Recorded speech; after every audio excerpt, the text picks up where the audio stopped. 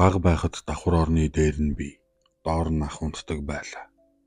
Нэг шөнө хар дараад ахын хажуугаар орж унтсан юм. Ахыг нэг сэртэл би хажууд нь унтаж байсан ч дээд орноос бас миний хөл унжиж байхыг харсан гэсэн. Манай дүү багтаа надтай яг адилхан дахиад нэг игч гал тооны цонхны гадаа зогсоод байна гэж бүтэн сарын турш ярьдаг байсан. Нэг шөнө унтаж байтал ямар нэгэн зүйл үсийг маань илээд сэрээрээ аюултай зүйл болох гээд байна гэж шивнэсэн. Сэрээд шалхтал манай гэрлүүд үлхүүрт харуулж хүн орох гэж байлаа. Найз маань цасан нуранганы ослоор өөд болсон юм. Тэр осол болсон өдрийн өмнөх өдөр надаас автомат машинд хэрэглэх $1 зээлэж дараа нь заавал буцааж өгнө гэж амласан юм. Ослоос хэдэн жилийн дараа юмаа зэгцэлж байтал найзынхаа оршуулганд зориулж бичсэн эмгэнэл байсан юм. Онгойлготол завсраас нь $1 унаад ирэв. Найз маань амлалтаа хүрсэн юм. Жоохон байхад үргэлж шүүгээнд минь байдаг хүүг зүудэлдэг байлаа. Заримдаа шүүгэнээс гарч ирээд орон дээр маань өсөрч байна гэж, эсвэл заримдаа хаалгыг нээчгээд нэрээр маань дуудаж байна гэж зүудэлнэ. Хэдэн жилийн дараа л нүүхтэй өмнөх эцдийн хүн шүүгэн дотроо боомлж өөд болсон гэдгийг аав ээжээсээ сонссон юм.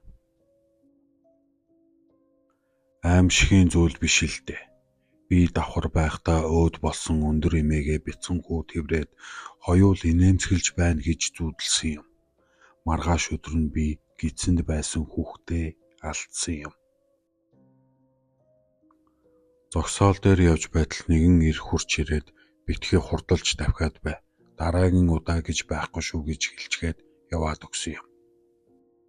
Сар орчмын дараа нэг машинд урд хойноо ороод уралдаж байтал нөгөө хүний хэлсэн үг санаанд ороод тоормослон хурдаах асуув.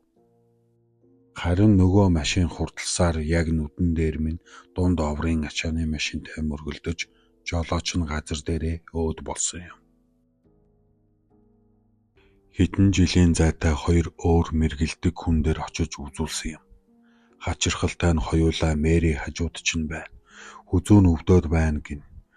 Бас чамаас уучлалт гуйж байна гэж хэлсэн юм.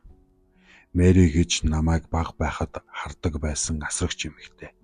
Тэр өөрийгөө дүүжилсэн гэж сонссон юм.